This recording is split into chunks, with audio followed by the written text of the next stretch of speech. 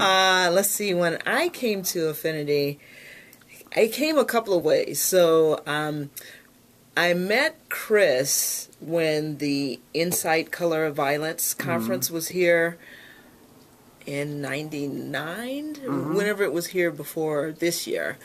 And I happened to go to a panel, and I don't remember the name of it, but Chris was on the panel, and Yvette Cardona, one of the founders of Amigas Latinas. And I spoke to Chris for a little bit after the conference, or after the panel, and handed her my card because I was doing grant writing as an independent contractor then. And at the time, Affinity was at First Unitarian Church, which is a block and a half from where I live. So I told her I would volunteer to do some grant writing and some prospect research for the organization, which I did for maybe 6 months. What spurred you to volunteer? What's that? What spurred you into volunteering? Well, I had recently come out, and I had walked past Affinity many times as I was walking my dog, and just never went in. And so when I saw her at the conference, I'm like, well, you know, let me just introduce myself and make my services available. I was trying to find a way to connect with community. I came out when I was in my 30s, and my first experience in the LGBT community was working on the gay games, working on the committee to bring the games to Chicago. So I got to meet a lot of folks who were on the front line across the city in the LGBT movement, but most of the people I met were white. And so to know of someone who was involved with this organization on the South Side, working with black women in particular, was pretty intriguing. So I had time and I had some skills in that area and wanted to be of service. Kind of went away for a little bit and went to grad school mostly.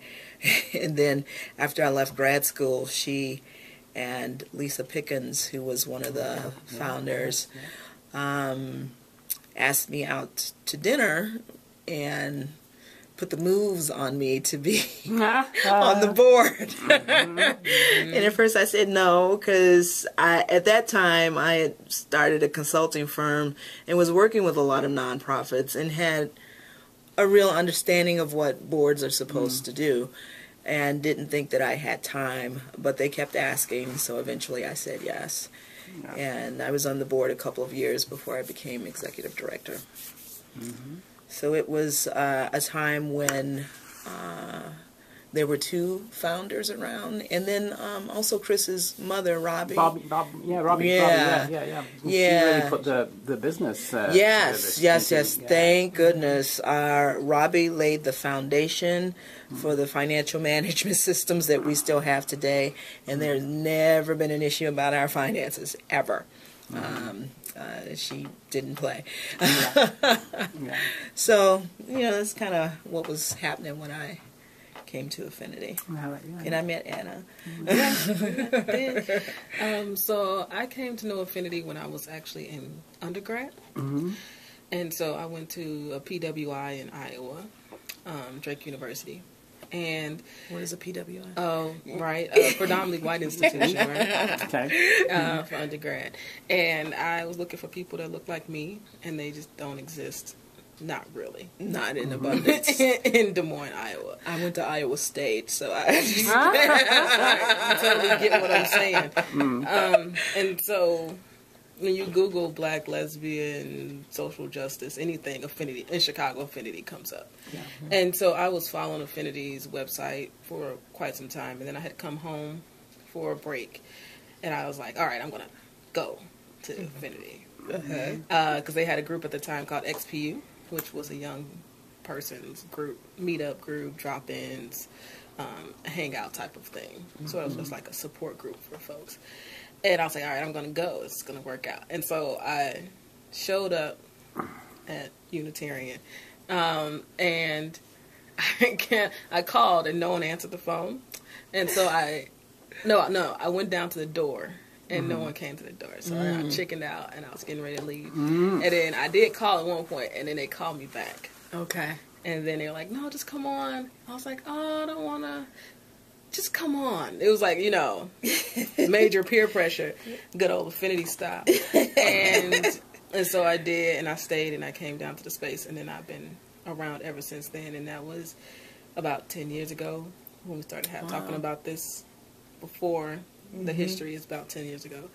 And which is hard to believe that I've done anything 10 years ago that I'm talking about right now. And so I started doing the drop-ins and found community. I mean, that night we went out and kicked it. I think it was John's party. And met new people. And some of those people are still my friends today. And then after a while I started running XPU and organizing that whole group. And then for a little while I went away. There were lots of changes, lots of things happening at Affinity for a time.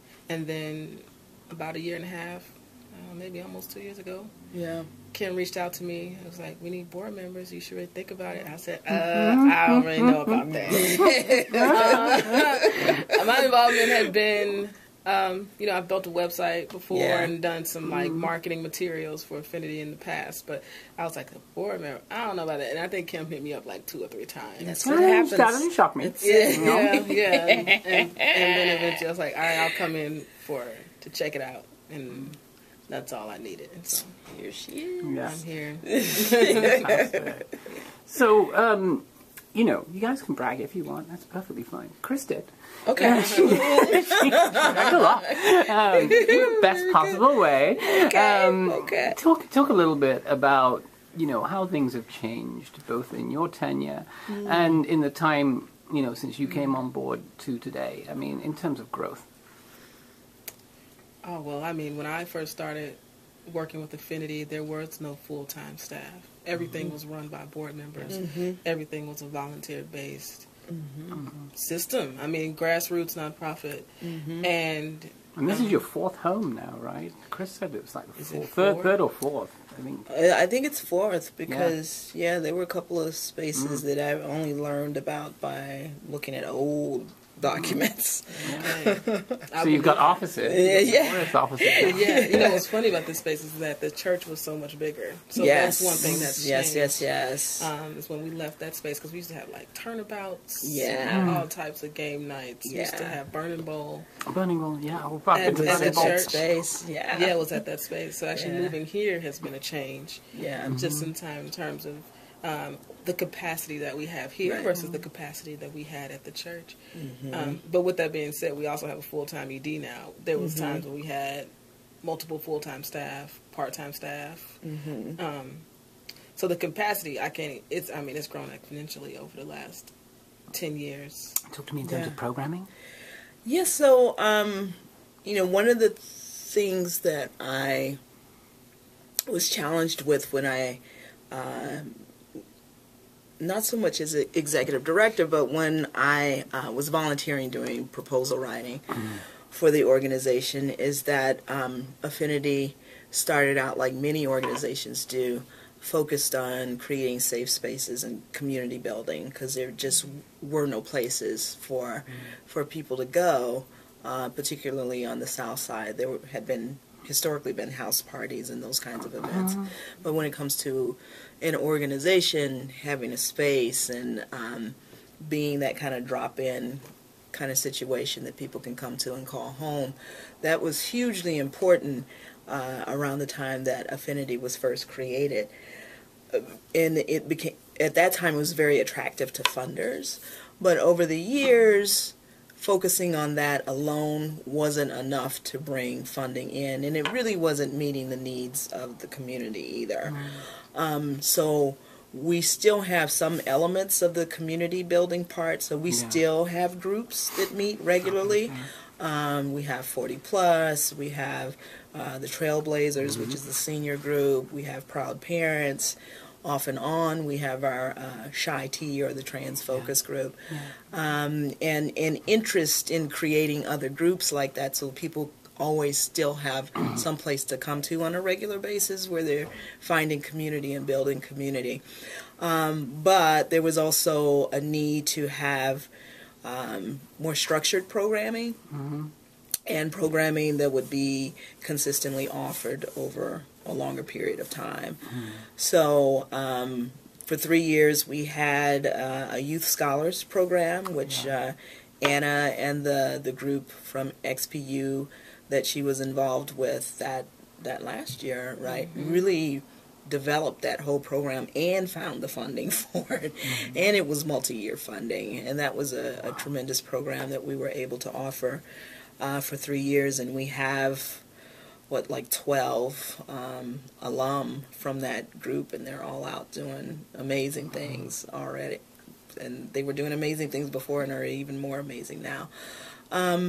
We're now offering HIV prevention programming too, which is really focused on a model that we love, which is training peers to then go out and talk to their networks. We find that peer-to-peer exchange is hugely important in our social justice work, but now in our direct service work. We have shifted more to more public policy and advocacy I've work. noticed that. You mean the institution that you held over at UIC? Yeah. You know, I mean, Yeah. there seemed to be a lot of great ideas that came out of that. Yeah. So that's a shift that I think we really were intentionally starting in like 2010, 2011. Again, recognizing the additional needs of the community, but also, by that time, a lot of the organizations across the country that were created around the same time as Affinity, serving similar populations, were dying. They just starved for funding, and sometimes starved for relevance, but mostly funding. And we knew that we needed to step up our game in certain areas. And another thing that influenced that shift was one of our funders in New York had begun to gather their multi-year grantees, Estrella Lesbian Fund. And so we got to interact with, I think it was 12 other organizations from across the country, similarly situated grassroots organizations focused on queer and trans people of color, and we got to see what other groups were doing in other parts of the country, and that really was inspirational to us. And they learned some things from us, we learned some things from them, and that really, really influenced our work. And then marriage came along. Yeah, we'll get into that. Chris talked a lot about, in those early years, certainly mainstream funding in terms of larger advocacy organizations, larger non-profits, was very hard to come by for this organization. Yeah. And, when you look at some of the smaller non-profits who are working just like you guys work, yes, exponentially long hours, you're working, you're on the ground, you're working direct services to community, whether through programming or whatever. Still, it always seems to be the more prolific, shall we say, LGBT organizations that seem to take the lion's share, without sounding like you're complaining. Have you noticed that trend shift? Or have you noticed that trend stay the same? And if so, how have you met those challenges? I mean, I think it's... I don't think it's shifted much. I think specifically in Chicago, we have the great divide of the north side and south side that still exists, the west side as well. I think that inherently larger nonprofits that have hundreds of thousands, $1 million funders can, of course, serve more people. And oftentimes when we have grants based on the number of people you serve or what looks to be like a higher populated area or concentration of folks of a specific demographic, then they automatically get more funding, I think, than smaller nonprofits like ourselves, even though we have proven to be financially stable, longevity.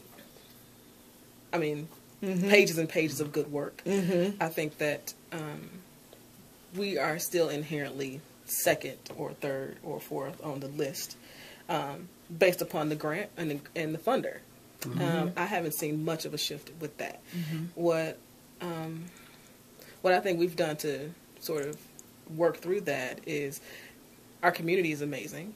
So we wouldn't be here for 20 years without having a great community. That is so true. Yeah.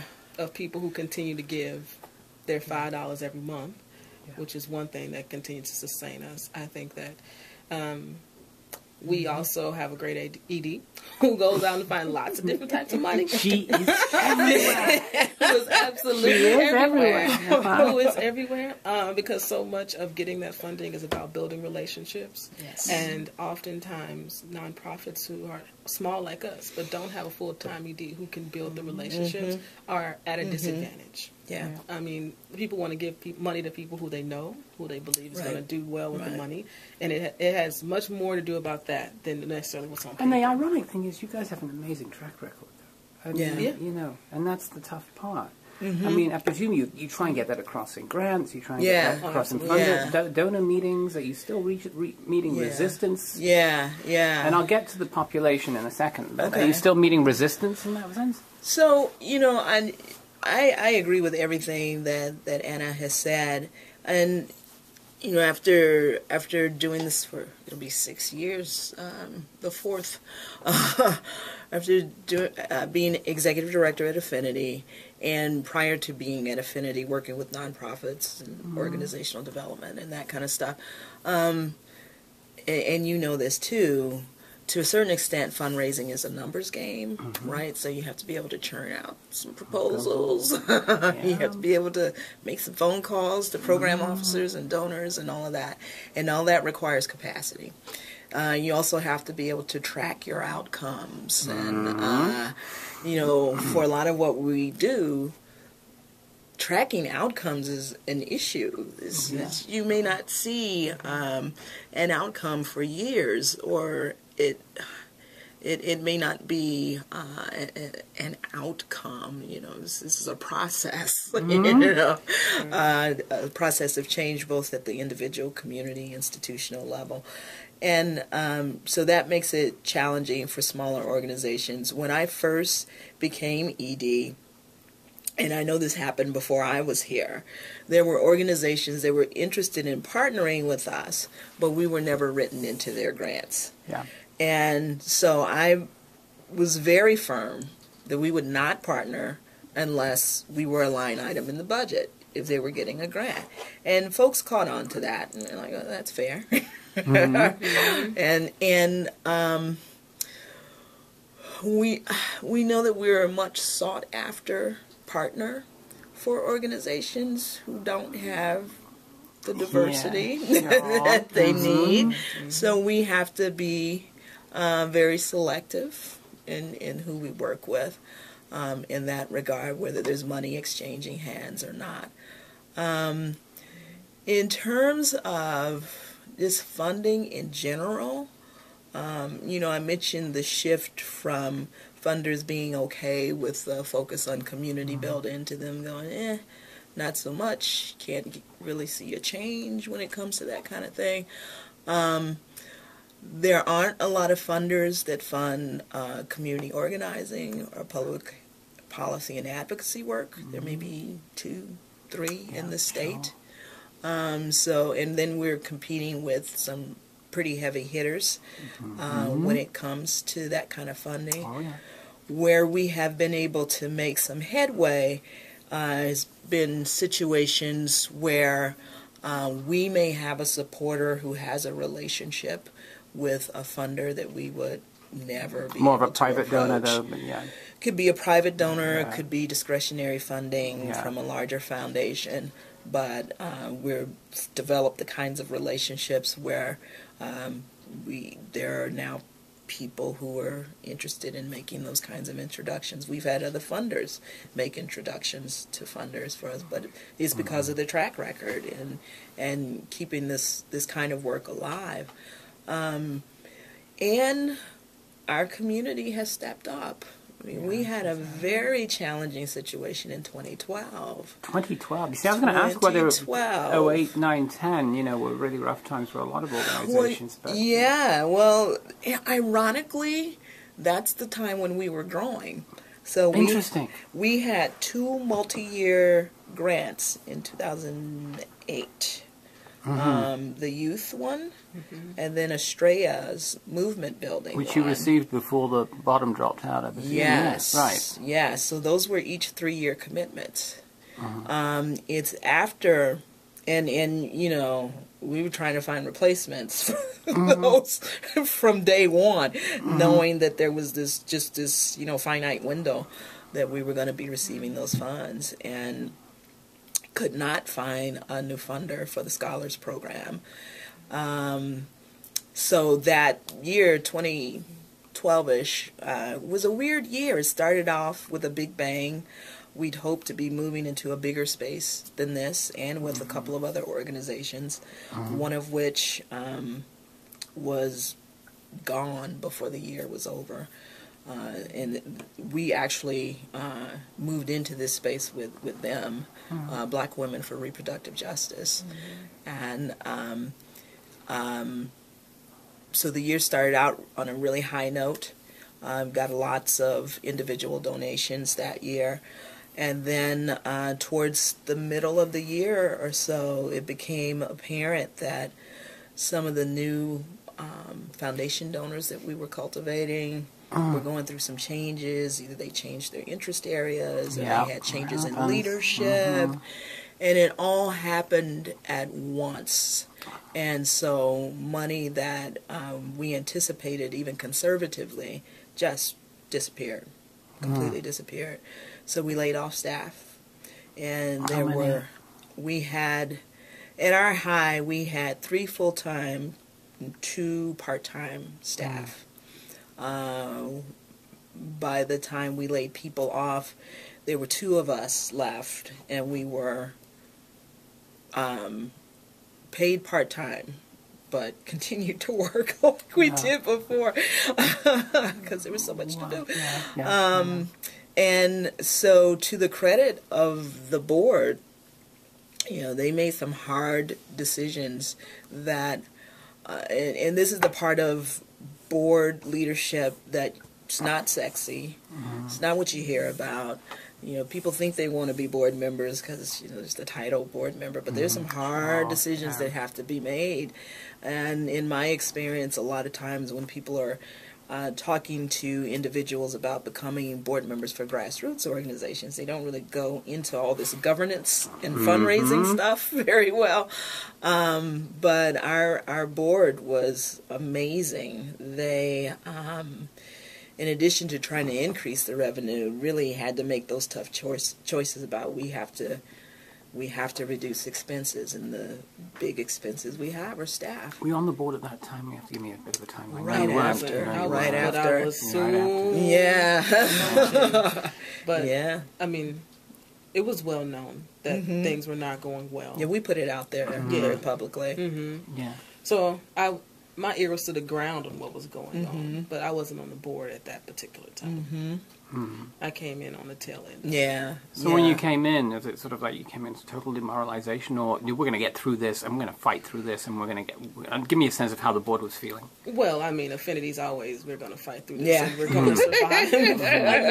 And I think that's why Affinity has lasted so long. It's because what goes on in these walls stays within these walls. And that's the integrity of the women and men who have served on the board of Affinity. I mean, it's always, we're going to get through this. And it's never we're all in agreement. There's never this like amazing kumbaya moments that happen around the table. That Not at this level. No. We don't want to think of it like it happens that way. No. We are all strong-minded, opinionated, group of people, But at the end of the day, the main goal is, it's not what you think is best, it's what's best for the organization. Right. Hands down, it's always what's best for the organization. I may love you, but it may benefit you, but it may not benefit the organization. Right. And at the end of the day, that's what we all have to vote on. Yeah. And that's what we all agree on. Because when Kim asked me to join the board, I wasn't sure at all. Like, I really had to think and pray on it a lot. And at the end of the day, the question for me was, what would Chicago be like if Affinity was not here? And what would my life be like if I didn't have the option of an Affinity at the table? With these different groups. So much of what we do is behind the scenes and people don't see.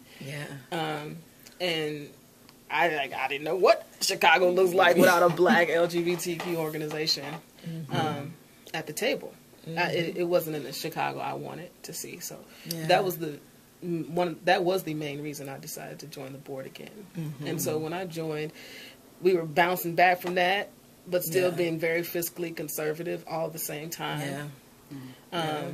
The conversations about money going in and money going out were always top priorities, and I think we've done a really, really great job. And I think everybody on the board wants to live into what the other board members have set the standard of. Like, this is the standard. Like, we are going to think of the organization and make tough decisions because we need to survive. And you can't survive without the money. I mean, having a reserve. We have an operating reserve. Reserve. Organizations our size do not have operating reserves.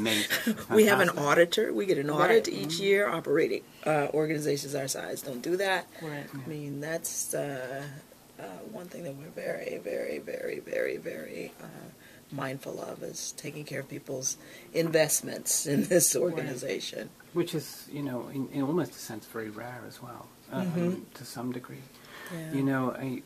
Sometimes we look at Affinity and we go, could this be one of the few uncorrupted non-profits? I can't believe I'm actually saying that on video. But, I mean, really, you guys, you talk about idealism. You guys are obviously, the clear idealists. One goes to Burning Ball and you get a clear sense of that idealism and the effect that it has on people, the positive effect that it has on people. For you guys, there's always a moment with any idealist, especially in a non-profit, where they look and they go, "Oh, now this is why I'm doing this. This is worth it. This is what it." Now, whether that's someone that you've seen, walk through your doors and come out a different person over the course of time, whether that's someone even that you've seen at Burning Ball or someone that you've seen at any number of your different programs. Has there been a moment like that for each of you? I know there's probably hundreds, but is there one that really sticks out in your mind?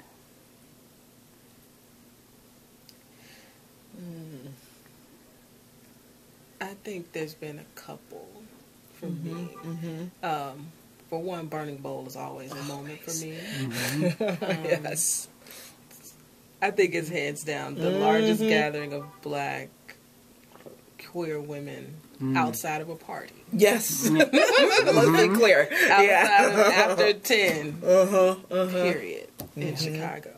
And it's just it's like a huge family reunion. And it reminds me why we started Affinity. Because at its core, that's why we started. So for community. And so Burning Bowl, no matter what year it is, no matter what ups and downs, how we come back here and criticize the mess out of what happens every year. And that's what keeps us well. Yes. Right? Because we do criticize everything, to even the little things. We examine it all. Yeah, all of it. But I think that the marriage equality fight was a big one for me, and not because I'm all about marriage equality being like a top priority, because it's never been a top priority, I think, for this organization. But the fact that we have women in our community who are older, who have been partnered for decades, and being able to fight on their behalf, even though we made it very clear that for Affinity it was not our top priority. I mean, homelessness, you know what I mean, trans lives, I mean, all the issues that go before marriage. But deciding, like literally sitting in this board room and deciding that we are going to do the work, because it was a long conversation. It was a very long conversation. And I think it was one of the more meaningful conversations that I've been a part of, because it was a conscious decision that we're not fighting for ourselves, we're fighting for our constituents. And putting a bus together with Tracy and Springfield. Going to Springfield, filling it up, going, talking to legislators and being a part of public policy in that way, I think was just a really, really huge step forward for Affinity, and then the follow-up of Beyond Marriage and that whole forum that we did. That all that piecing together for me was a huge moment, I think, for us. Kim, you? Gosh, there's so many. I look at Anna and knowing that I met her when she was leading XPU, and now she's on the board, and all the wonderful stuff she does outside of Affinity. So there's that. They're getting that scholars program off the ground, which was challenging, and seeing that whole program just kind of unfold. The framework was there, but you don't know what's going to happen once you start implementing the program. And seeing the young women who walk through that program and are on the other side of it. Seeing one of the scholars, Danny, become Jamari on the board, brought on the board at the age of 19, and just amazing. The marriage work for sure, and the narrative that we brought to that work. Being a part of the LGBT Homeless Youth Summit, and actually putting that together with papers on these walls, and Trian and I trying to figure out where the programs were going to be and all of that. The Trailblazers group. Here is a group of incredible women who are retired from their jobs but still so active. I mean, I go to sleep on them. They're out partying, whatever, or at an event, and knowing that this was a group that some of whom started with Affinity at the very beginning, some of whom were founders of the 40 Plus group in its earlier iterations, and they're still with the organization and still want to be with the organization. They raise money for this organization. They have a huge event in November that they just thought up on their own. And 80 people show up to this event every year, and they pass the hat every time. Seeing that is amazing. Hearing what other people say about the organization, hearing the stories of people who have been touched. I remember talking to one constituent who said that Affinity saved her life. She had gone to a health forum on breast cancer, and saved her life. Saved her life. Wow. One of the things that they talked about was self-examination of your breast. And she went home and did that for the first time ever and discovered a lump. And oh my God. Yeah. But I saw on Facebook she's been cancer-free for 5 years. And that was when we had that conversation was when I first became ED. So it was so this organization has touched people in so many ways. We can go any place in the country and eventually run into someone who knows about Affinity. That's fantastic. Yeah. Speaking of, populations, I'll go back to. I don't know if you've read Professor Crenshaw's report, Black Girls Matter. I haven't. On my list. But devastating report in terms. Let's get to the crux of it. Not in terms of the school to prison pipeline, but in terms of the fact that the conversation, whether it's national media, whether it's policymakers, is not on black girls right now. it's obviously on black men, as we're seeing right now in Baltimore, as we've seen in Ferguson, as we've seen in New York. But in terms of the spike in the amount of women who are expelled from school or harshly punished, and so removed from that system of education or discouraged from that system of education is shocking. And no one is discussing it, no one's talking about it. For you guys, I mean, you're getting into policy. What kind of challenge does that lack of discussion, lack of information create for you? We were just talking about we were just talking about this last night at the board meeting. we were debating over Black Lives Matter, All Lives Matter. And just having just normal affinity conversation because of all of our identities that intersect and how we deal with that and how we work through those, how we prioritize them, if we prioritize them at all, and how that plays out in the work that we do, and what's going on. So I feel like right now the focus is on black men. But for very good reason. Right? Sure. We're talking about policing. We're talking about civil disobedience. Right. And I think that we have a challenge just in general on focusing on women, period. Always. Yeah. And so I think that our job at Affinity is to make it very clear that we fight on behalf of all of those people and not leaving any of them out. Right. And I think that that's the challenge, because even with the HIV work that we do, the focus is on men who have sex with men, when we know for a fact that black women, the rates of black women's infection rates are just skyrocketing. But there's no funding to support those efforts. So even if we are out educating men who have sex with men about HIV rates, is also our job to talk about the women, to talk to the women, even if we can't put it in the report. Right. Sure. As someone that we've talked to about it, because we know how important it is. I think we have to do that on our own, outside of just whatever we're trying to accomplish at that moment, because no one else is. So it's incumbent on us to bring all those voices to the table, which is what happens when you're the only organization that focuses on queer and trans people of color that has staff.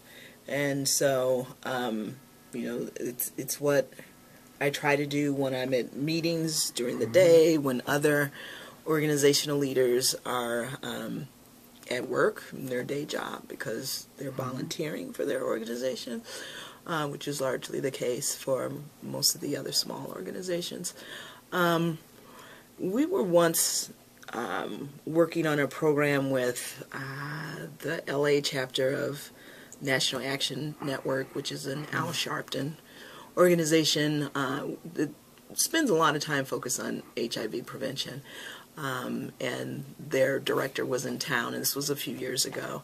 And occasionally, when we're working with a straight organization, we have to just close the door and have some conversation, And so this was our let's keep it real conversation and create safe space for that, because sometimes you just people gotta get past some things. But he asked an interesting question. He said, so when you're doing your work, what do you lead with? Is it being black? Is it being a woman? Is it being a lesbian? And, we all kind of pause for a moment, and finally we're like, we can't cut that up. It's all of it. We lead with all of it, and it's a different way of thinking about the work and finding a way to do the work. Is to let people be their whole selves when they are doing this work, and having your analysis in that manner too. That's the intersectionality. So the conversation about Black girls matter too is real for us, and we're always looking through the lens of Black women and girls when we do our work. So we're never ever not bringing them to the table. We may have to fashion a way, like with the HIV work, to be very intentional about how we do that and be, you know, politically correct or within the guidelines of a particular grant or whatever. But we're doing that. But sometimes it does fall on deaf ears when everyone around you. I mean, I'm in rooms where I'm the only female. Still. And sometimes the only person of color in the leadership role. And being heard, and I don't think it's necessarily intentional on other leaders' parts. There's just, if you're not in those shoes, you know, you have to be really mindful of bringing those voices to the table. So I'm clear that that's what our role is at Affinity, so I do that. But it can be a little frustrating to be heard over, you know, more mainstream issues. Yeah, and I feel like I've had to struggle with that myself just in life. So like in undergrad, being the president of like the Black Student Union. Yeah. So being black was the main thing. Yeah. Yes. And I never felt like I was in a position to bring my sexuality to that table at the same time. Like I had to focus on just the black issues of the day, whatever they could be in Iowa at that moment. Yeah. And when I was an undergrad, I had no language for the intersectionality of it. Just didn't. And that was like the most important thing. Did people know I was out? Of course, I had a partner all through college. That wasn't the point. It was just like, in this space, this is what this space is for. And when I was with my friends, that's what this space was for. Is where I could be out with my sexuality. Being a woman is never something that I've necessarily identified with 150%. So in college, if I had to rank something, I mean, that would probably be at the bottom of the list of being black and out and things like that. But the moment I went to live in Ithaca, New York, and I realized that this is a whole different type of whiteness on the East Coast. Like, so here, everyone's out. This is not Iowa. Like, we got pictures. I got you. We got everything. But we are not talking about race. At all. Okay. Right? We're past that. Okay. We love everybody. Which creates all new types of issues. Yeah. And that's when I really started to understand that I'm like everything. I can't escape. I can't escape any of it. Yeah. And I have to bring it all to the table. Otherwise, I'm just not a happy person. Yeah. And that's the challenge. I agree with you. I mean, I work in an all mostly white dominated tech field, and so I'm often the only everything. Yes. Across the board, sexuality, color, you know, everything across the board. And it's I have to choose my battles. Yes. I have to choose, you know, when and how I want to approach a particular battle. Because it's often not in front of everybody. Yeah. But I've had to learn how to deal with those moments, because otherwise, if I said something every time, then I just become this angry black woman. No escaping it, right? And so it's always this, and I think that's what Affinity is about. Yeah, creating a community where people can understand exactly what I'm talking about in those moments, and can understand that sometimes I just want to be and not say a single word, but everybody understands me, and that just doesn't happen in day-to-day life. Yeah. Let's talk about other conversations that actually don't occur. The trans men, trans women of color, the violence and brutality that they suffer. You know, it's kind of encouraging but discouraging to see that, you know, while ABC focused, you know, an hour and 58 minutes on Jenna last week, you know, you know, at least 5 seconds of that hour and 58 minutes flashed up they said 7 trans women of color who were killed this year. Well, 5 seconds, but it was still mainstream news. Yeah. But it's still a conversation that does not happen. Exactly. You know, in terms of nationwide violence, in terms of this city's violence, you know, the trans men and trans women who are migrating from the south sides and the west side of Austin neighborhoods and Garfield Park to north and then promptly not finding a welcome there. Where do they go? What do they do? How do you address this issue? God, that's been a tough one. We have, we have had an amazing person doing outreach for us, Miles Brady, whose father owns the business across the hall, by the way. And Miles has been Affinity 24/7. He's working for Howard Brown now. It's okay. But he's still Affinity 24/7.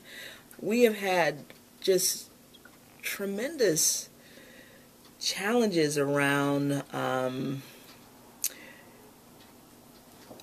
letting trans people know that we can create a safe space here at Affinity. Miles has very rarely been able to get more than 2 or 3 people to come to the group, but that doesn't mean he's not reaching them. So reaching them with the message of Affinity, but just also, if you don't want to come to the group, what do you need? Here's a resource. Let this resource know if there's something missing. Maybe they can help you out. That kind of thing. And just getting information out there to mainstream folks and other LGB organizations that this is a very important part of our community that no one is adequately serving. Yeah. And I think that when we made that change in the actual mission statement, so for quite some time, Affinity's mission said bisexual and lesbian, black, bisexual, and lesbian. In fact, it was like a made-up word, lesbian, gay, or something. Yeah, it was something like 80s. that. It was 80s. And then there was an intentional update to include LGBTQ youth of color. And I think that was the first step forward, that we were growing past just focusing on women. Yeah. Which was, I think, a significant point in our history where we did that. Yeah. And I think that, our challenge today, I have more friends transitioning now than I ever have. And lots of them started off being aggressive women or aggressive, more masculine identified women who used to be at Affinity and feel welcome at Affinity. And I think our next step is making sure that those folks know that they're still welcome at Affinity. Exactly. Like, this is still home for you. Yeah. Even though you're transitioning or you have transitioned. And I think that is what Affinity has to be going forward, amongst other things that we talk about all the time. But also I think that when we do work on the North Side in meetings about how trans youth of color are treated on the North Side, I think a lot of that work happens behind closed doors that people don't see. I think that's sort of that work. I don't, the trans focus group that Miles does is great. Because we have to have a drop down. We have to have a drop in for folks so people can feel welcome. But the work that's done in meetings about trans youth of color, or just trans youth in general on the North Side, and how they're treated. And when we're in those meetings and we can be that voice of saying, this is where the majority of the resources are. So you all need to be truly a resource, and not a place where you welcome and then you kick them out. Right. Welcome for the numbers, and then welcome for the numbers, and then they're gone. Last policy question, if I may, before I get to the 20th. The Institute brought out, your event last year brought out a laundry list of issues. Massive numbers of issues, whether it's immigration or HIV, and sometimes, funding for HIV organizations, the smaller HIV organizations outside the EFC.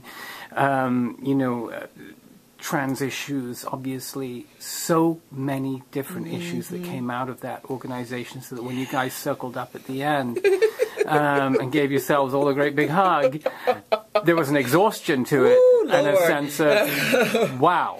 We got a plate full of homelessness. We've got a plate full of issues. How does Affinity tackle those? Is it one by one? Is it what happens? one thing that's really hard is knowing that you can't do it all. Yeah. Especially if we can't do it all because we're just too small.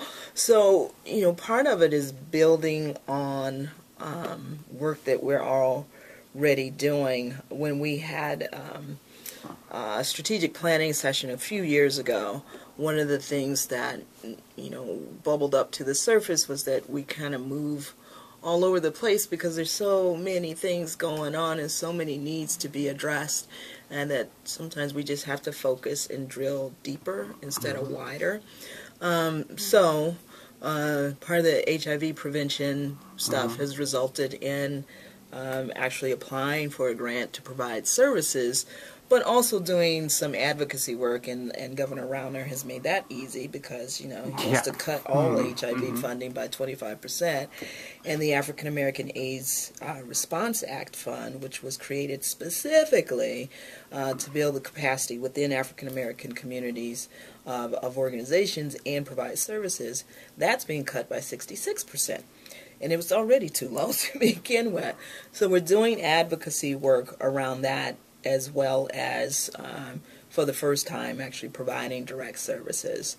In terms of the immigration piece is something that we've worked on for a few years now, but from a different angle.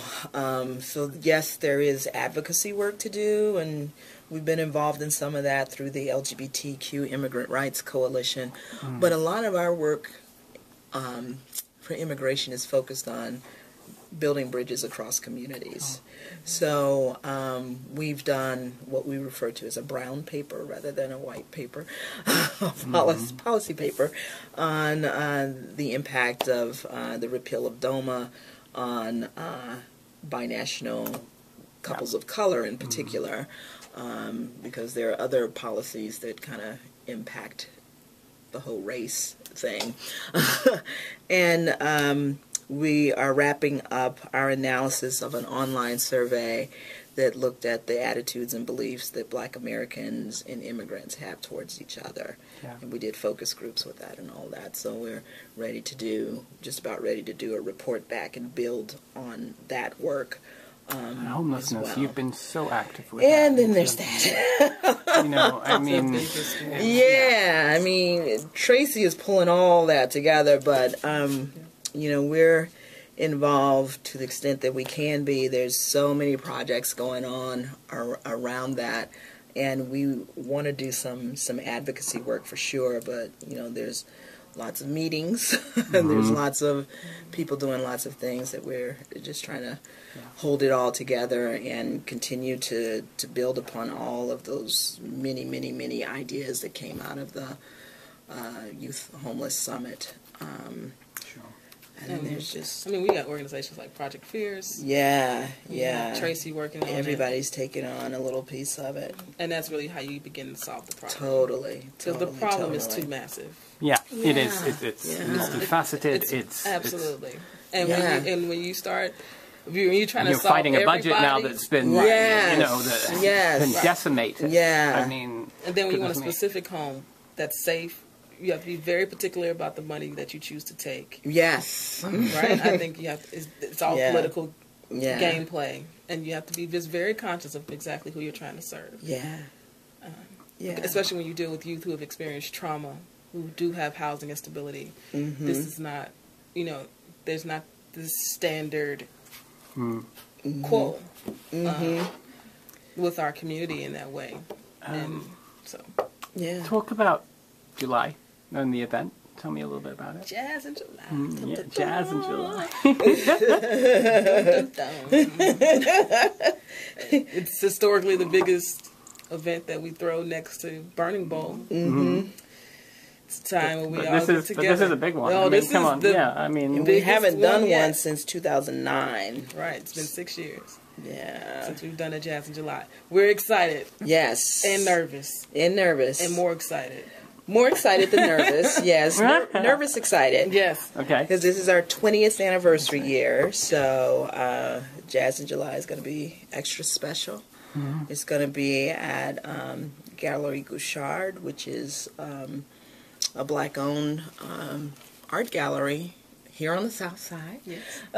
So you'll be surrounded by lovely artwork. And you're expecting a big nostalgia moment. I mean, some of those original founders coming along. We're working on a video now. Great. Yeah. Great. And it's been so long even for the community since we've had a Jazz in July, right? So it's the time where all of us can get dressed up. You don't often get dressed up in the community. Everybody's real laid back about life. Yes. Right? but the extra dress up for this. Having an opportunity to get dressed up, looking dapper, and beautiful, and being able to bid on artwork and support other businesses in the community to help us raise money.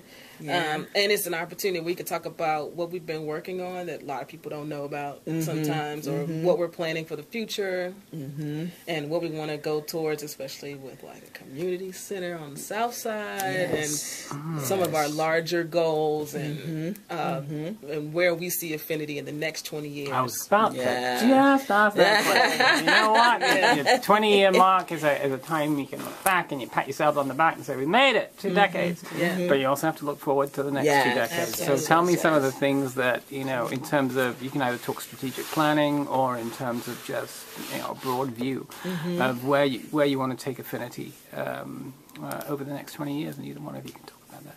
I mean, I think our biggest thing that we all would love to see happen really, really soon, and not the next 20 years, but like the next 2, is a space, is a community center on the South Side where we can actually provide even more direct services, have even more programs available. I don't know, a mecca for us. That is for us, built for us to serve us, and as a starting place for where we can do so much work. And I mean, that's the biggest on all of our lists. Yeah, most definitely. I would say, too, that there's also been a desire to kind of connect the dots around the Midwest, around the flyover states when it comes to LGBT organizations. We think East Coast, we think West Coast, and now some funders have begun to think South. But there are some interesting things happening in the Midwest, and there's just we're ignored as a part of the country.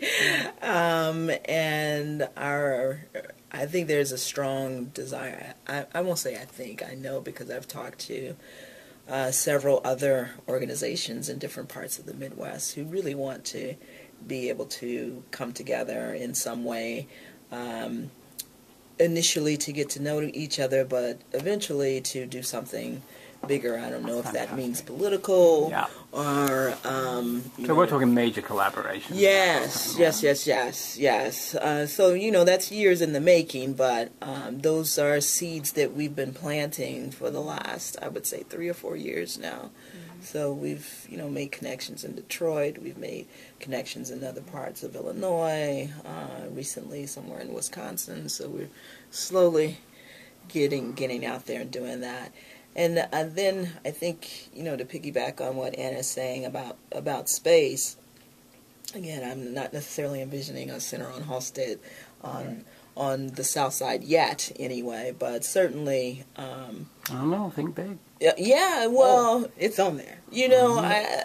A space where we can... people can just come and relax without having the pressure of being attached to another entity that would make it difficult for us. I know what you're saying. I think would be hugely, hugely, hugely important. And another thing that I would add, and seeds are also planted here, is that we talked a lot about behind the scenes stuff, and some of that behind the scenes stuff for us is working with progressive Black organizations that aren't necessarily LGBT. Absolutely. And so we work with the Urban League. We've done work with the NAACP. We've done work with United African Organization. And we need to do more of that work. Every time we speak somewhere, we were at a conference in Washington, D.C., and talked about our work. And, Black organizations want to hear from organizations like Affinity. because they know they have LGBT people, and most of them want to make sure that they're serving everybody in their organization. So there's a lot of work to do, continue to do, I should say, in that regard too. Fantastic. Thank you very, very much. Thank Both you. of you guys. Awesome. And